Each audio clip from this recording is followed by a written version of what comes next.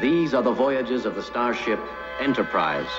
To boldly go where no man has Quand gone j'étais before. petit, j'étais fan de Star Trek. C'était bien avant Marvel, avant Netflix, et à l'époque, c'était révolutionnaire. Et puis un jour, il n'y a pas si longtemps, je suis retombé sur un épisode.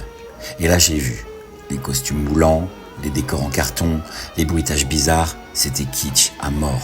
Mais, au-delà de ça, en m'enfilant quelques épisodes de plus, j'ai capté quelque chose. Spock, c'est ce personnage qui n'est ni d'ici, ni d'ailleurs.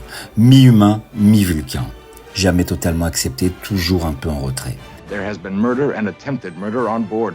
Et Nimoy s'est reconnu là-dedans. Élevé dans une famille juive orthodoxe à Boston, il savait ce qu'était d'être à côté, différent, divisé.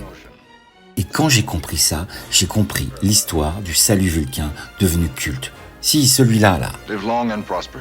J'ai fouillé, encore, et ça a confirmé ce que je pensais. Ça, c'est pas un truc de science-fiction, c'est un vrai souvenir d'enfance. Un jour, le petit Léonard est à la synagogue avec son daron. Là, il voit les Kohanim, les prêtres, monter sur l'estrade pour donner la bénédiction. Son père lui dit « Ne regarde pas », mais il regarde quand même.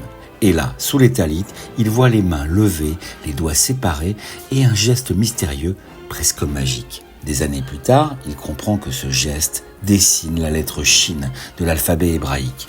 La première lettre de Shaddai, un des noms de Dieu, de Shalom, la paix, et de Shrina, la présence divine. Et c'est ce geste sacré ancestral que Nimoy offre à Spock. Dans la série, c'est devenu un salut d'alien, mais dans les rues, les gens le reconnaissent. Certains y répondent, comme à un signe secret, une mémoire, une bénédiction. Dans Star Trek, il y avait des galaxies, des vaisseaux, des guerres cosmiques, et au détour d'un geste de main, un rappel discret que même dans l'espace, les Juifs n'oublient pas d'où ils viennent.